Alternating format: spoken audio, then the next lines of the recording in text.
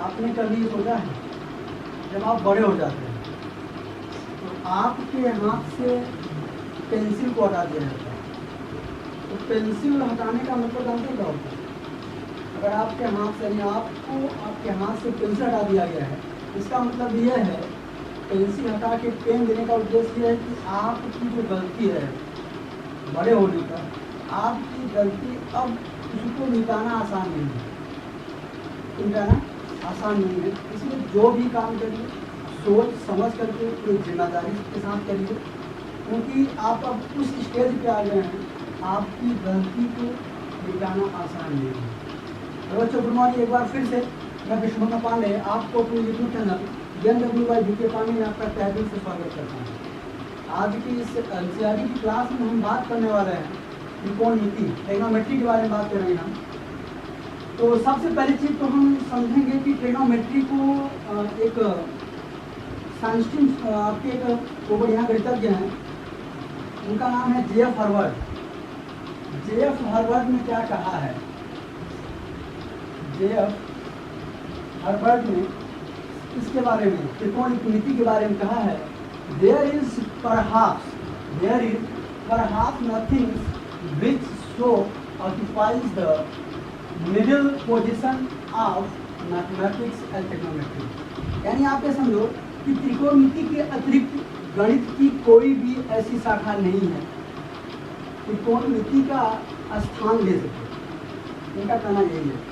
J.F. Harvard ने कहा है जो आपका त्रिकोणमिति है, गणित की एक ऐसी शाखा है जिसका स्थान कोई नहीं ले सकता। अच्छा, अब हम बात करते हैं इसमें ट्रिग्नोमेट्री के हम परिचय पढ़ेंगे। ट्रिग्नोमेट्री सबसे पहले आप समझना, ट्रिग्नोमेट्री का जो सबसे ज़्यादा यूज होता है वो जे यूज करते हैं, जो आपके घर बनवाते हैं, खासकर जो बड़ी बड़ी बिल्डिंगें बनवाते हैं, इसका प्रयोग ज्योतिषी में किया जाता है।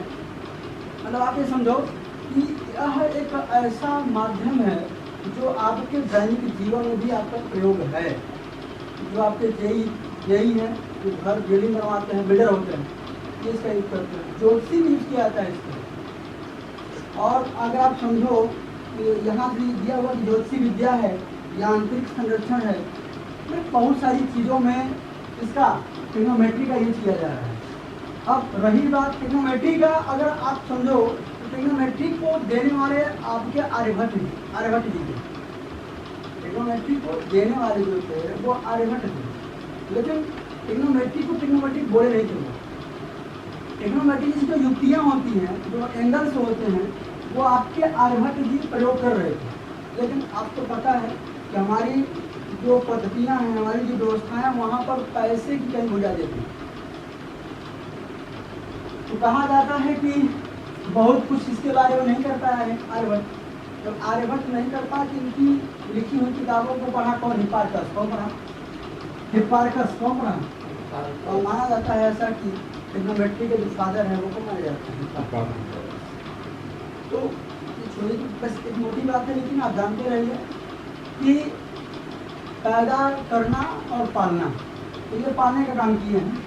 लेकिन अगर देखा जाए तो ट्रिग्नोमेट्री का जो उद्बोधन है पहले से ही, वो कहाँ है? आपको आर्यभट्ट मदद ने कर दिया है। ऐसा मेरी बात नहीं। अब हम समझते हैं जो आपका ट्रिग्नोमेट्री है, ट्रिग्नोमेट्री का एक लैटिन के ग्रीक शब्द, लैटिन का जो ग्रीक वर्ड है वो क्या है? ट्राई, तीन वर्ड सुन के बना हुआ। कौन कौन? ट्राई गोनो, इसको मेट्रिया भी कहते हैं। क्या कहते हैं इसको? मेट्रिया भी कह सकते हैं। ट्राई गोनो। ट्राई का अर्थ क्या होता है? थ्री। गोनो का अर्थ होता है साइड, गोनो का, और मीट्रिया का अर्थ होता है मेजरमेंट। क्या समझे? तो यहाँ अगर देखा जाए तो तीन भुजाओं का मापन, हम कह सकते हैं कि जहाँ पर त्रिभुज की तीन भुजाओं का मापन हो, जहाँ पर त्रिभुज की तीन भुजाओं का मापन हो, उससे ही हम क्या कहते हैं? ट्रिग्नोमेट्री कहते हैं। अच्छा, एक बात आप सुनिए, इसका हिंदी इंग्लिश वर्ड अलग है और हिंदी वर्ड अलग है। अगर देखा जाए कि हिंदी वर्ड में अगर देखें त्रिकोणमिति है, त्रिकोणमिति है, हम कह सकते हैं त्रिकोणमिति, जहाँ पर त्रि माने तीन कोणों का जहाँ मापन हो, तीन कोणों का जहाँ मापन हो। तो यहाँ पर हम ये नहीं कह सकते कि तीन भुजाओं का जहाँ मापन हम त्रिकोणमिति कहते हैं, या तीन इसमें संशय था तो एक डिफिनेशन निकल के ही आया कि गणित की वह शाखा जिसके अंतर्गत त्रिभुज और त्रिभुजों से बनने वाले बहुभुजों, क्या निकल गया? त्रिभुज की गणित की वह शाखा जिसके अंतर्गत त्रिभुज और त्रिभुजों से बनने वाले बहुभुज का हम अध्ययन करते हैं। ये सारी बात जो आपको लग रहा था कि अपवाद में है, सब खत्म हो गया। त्रिभुज तथा उनसे बनने वाले बहुभुजों का जहाँ हम अध्ययन करते हैं वही क्या होता है? ट्रिग्नोमेट्री होता है। अच्छा, एक वर्ड में बात हो रहा है, एक वर्ड हो रहा है त्रिभुज। वह त्रिभुज कौन सा होगा? समकोण त्रिभुज। यानी आप मोटी बात समझें, जो आपका ट्रिग्नोमेट्री है, ट्रिग्नोमेट्री में केवल एक ही ट्रायंगल होगा, उस ट्रायंगल का नाम है राइट एंगल ट्रायंगल। क्या नाम है? राइट एंगल ट्रायंगल, है ना? तो आप इसके पिता बता दीजिए, हिप्पार्कस साहब कहे जाते हैं इस समय। लेकिन भाई अगर हम भारतीय हैं तो हम एक बार अपने कम से कम आपको पढ़ना भी नहीं पाए, बताना भी नहीं पाए, लेकिन इनके पहले अपने जो अपने भारतीय हैं उनका चित्र जरूर करिए। तो आप बताइएगा कि आर्यभट्ट, हमारे जो महान व्यक्ति आर्यभट्ट हैं, इस चीज़ का जिक्र किए हुए हैं अपनी किताबों में, लेकिन हाँ ट्रिग्नोमेट्री सीधे रूप से यूज नहीं किया हुआ है। आगे चल करके हिप्पार्कस ने किया था। किया था हिप्पार्कस ने किया। तो एक त्रिकोणमिति क्या हुआ? परिभाषा की पूछे बताना है कि कोई पूछे कि लैटिन में किस शब्द बना हुआ था? ट्राइगोनोमेट्री, ट्राइगोनोमेट्रिया। ट्राई का अर्थ क्या होता है? थ्री, गोनो का अर्थ होता है साइड, भुजा, और मीडिया का क्या होता है? मापन। मीडिया का क्या होता है? मापन होता है। तब तुम क्या कह सकते हो? गणित की वह शाखा जिसके अंतर्गत त्रिभुज और त्रिभुजों से बनने वाले बहुभुजों का हम अध्ययन करते हैं। बहुभुजों का हम अध्ययन करते हैं, वह आपका कहलाता है त्रिकोण। ठीक है, यहाँ इतनी ही बात है। थोड़ा सा हम आगे बढ़ेंगे, तो देखो भैया, अब हम बात ये करते हैं कि त्रिभुज में आता क्या क्या है। त्रिभुज में आता क्या क्या है देखा जाए अगर, तो पहले तो आप ये समझो, इसमें कुछ ऐसे शब्द हैं जिन्हें हम समझिए, यहाँ समझोगे। अब अगर त्रिकोणमिति में कौन सा? त्रिकोणमिति में अगर आपका समकोण त्रिभुज आ गया, क्या आ गया? आपको बताया गया ना, इसमें कौन त्रिभुज आता है? समकोण त्रिभुज। अब मेरी बात नोट करिए, नोट करने वाली बात यहाँ ये है कि यहाँ पर त्रिकोणमितीय अनुपात होता है। क्या होता है? त्रिकोणमितीय क्या होते हैं? अनुपात, रेशियो होता है। तो हम बात करें यहाँ पर रेशियो ऑफ ट्रिग्नोमेट्री, यानी त्रिकोणमितीय अनुपात। क्या बात करें? त्रिकोणमितीय अनुपात कितने होते हैं? मुख्यतः तीन। कौन? त्रिकोणमितीय जो अनुपात होते हैं, थोड़ा सा उनको हम समझ लेते हैं। मुख्यतः जो होते हैं तीन होते हैं। मुख्यतः कितने होते हैं?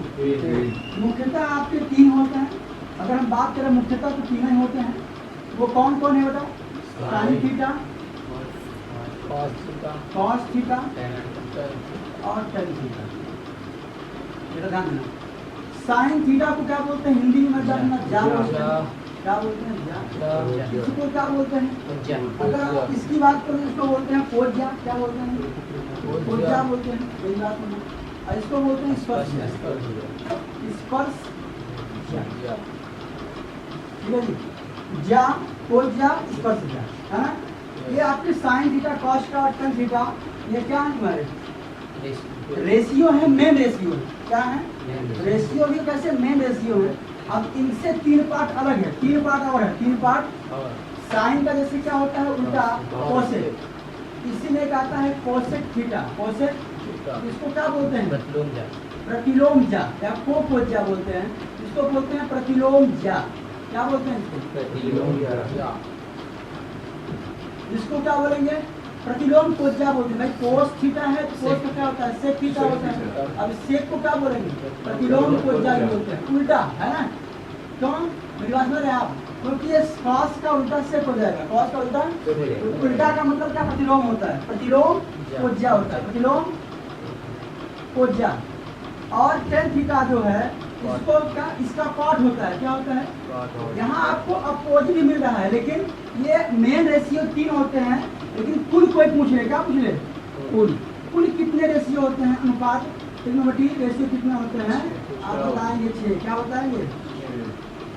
कौन कौन? Sine cos 10 cot sec cosec. कैसे? Sine cos 10 cot sec cosec. इसको बोलते हैं प्रतिलोम स्पर्शजा। क्या बोलते हैं जी? प्रतिलोम स्पर्शजा। क्या बोलेंगे इसको हम? प्रतिलोम स्पर्शजा। तो दिक्कत है। और रही बात, जैसे कभी कभी होता है कि सर टैन को क्या, टैन को अगर टैन का फुल फॉर्म देखा जाए, जैसे टैन है ना, तो टैन को हम लिख सकते हैं क्या? टेंजेंट। क्या लिखते हैं? क्या लिखते हैं? टेंजेंट। क्या लिखते हैं? और साइन का अगर फुल फॉर्म देखा जाए तो यह से INE हो जाता है। कोसाइन क्या होता है? कोसाइन। क्या? को लिख करके यहाँ हो जाता है साइन। टेन का टेंजेंट। टेन का टेंजेंट क्या होता है? टेन का मतलब साइन का ऐसा ये नहीं हो जाता है, ऐसा ही नहीं है ना, चीटा डलवा दीजिए। कोसाइन में कोसाइन लगता है। क्या लगता है? और आपका जो टेन थीटा होता है उसको लिखते हैं हम टेंजेंट बोलते हैं। क्या बोलते हैं? टेंजेंट बोलते हैं। तो दिक्कत हाँ। अब तो हम समझते हैं क्या? साइन थीटा और कॉस थीटा और टेन थीटा में संबंध समझते हैं। क्या समझते हैं? साइन थीटा, कॉस थीटा और टेन थीटा में संबंध समझते हैं। इसको लिमिट लो।